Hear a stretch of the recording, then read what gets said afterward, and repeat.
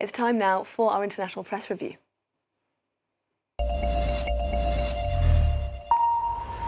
Well, joining me on set now for our press review is Deeptika Laurent. Hi, Deepti. Hi, Haxi. You're starting with that latest extraordinary unrest in New Caledonia, France's overseas territory in the Pacific Ocean. A state of emergency has come into effect there.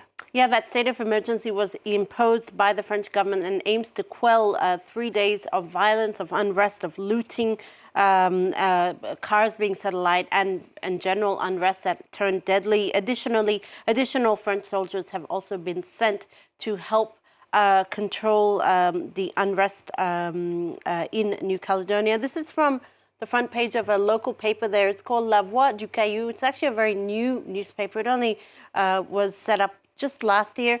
Chaos turns to tragedy, the paper says on its front page, dedicating naturally several pages of its edition today to the unrest in New Caledonia, to the political and social crisis that is gripping the country.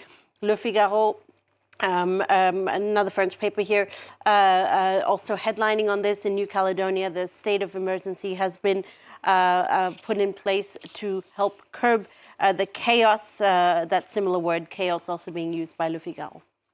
And Deepti, a lot of papers are pointing the finger at the government of Emmanuel Macron for this latest unrest. Well, I think it is important to understand what's at the heart of this unrest, and a lot of the papers are looking at that today. Le Monde's English edition, this was their editorial yesterday afternoon, talks about what's at the crux of this unrest.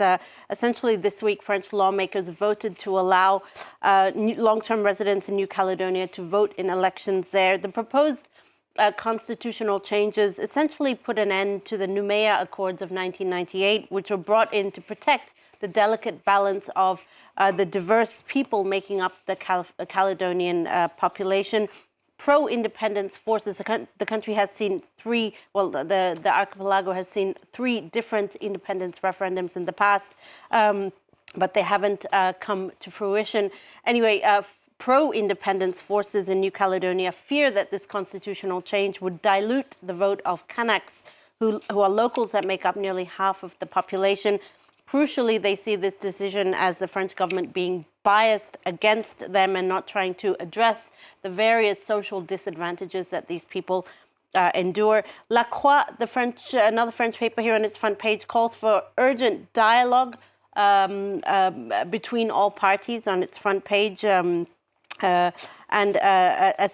in its editorial today that peace is slow to build up and quick to be destroyed, really highlighting the importance of dialogue in helping find a solution. Now, the attempted assassination of Robert Fico, the Slovakian Prime Minister, has shocked the country, of course, and also Europe. Yeah, let's give you a little look at what the papers in Slovakia are saying today. This is Pravda expressing its shock with this front page there, that assassination attempt on Robert Fico. The paper condemning what it sees as an attack against democracy and increasingly violent roots on the world political stage. The paper calling on Slovakian politicians to show more restraint in the coming days. This is from another paper, Denik N, a paper that's actually quite critical usually of the government, that calls the attack disgusting and unacceptable, condemning also politicians who spread hate, warning that they're playing with fire by resorting to verbal violence that can often translate into physical violence.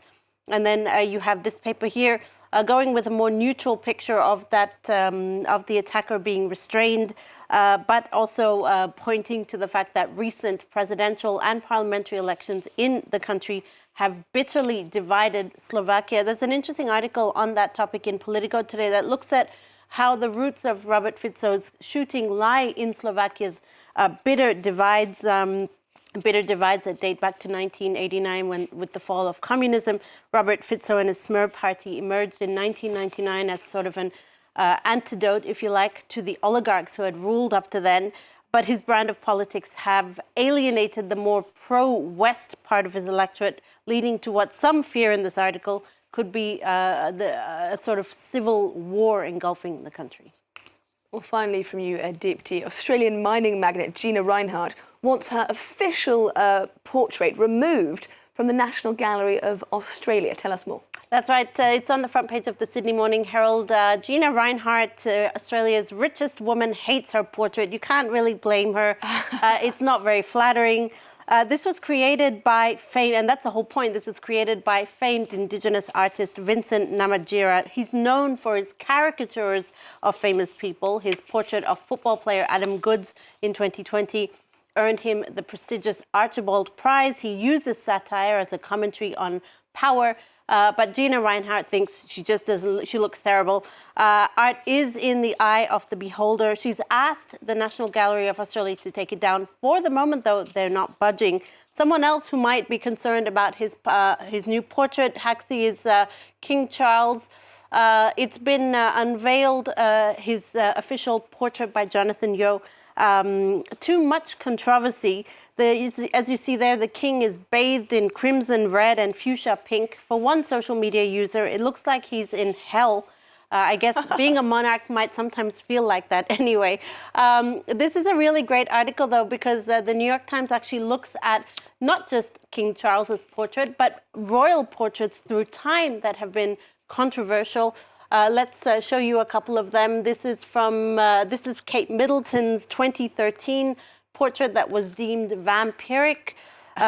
This one of Queen Elizabeth was made in 1998. It made some people think she was actually being decapitated. I guess it's sort of a postmodern interpretation. And before her, you had this one of Queen Victoria in 1843. This was deemed so racy that it was hidden from the public until 1977. I wonder what happened in 1977 for someone to realise she should be taken out from the basement. Diptyka Laurent with today's press review. Thank you very much.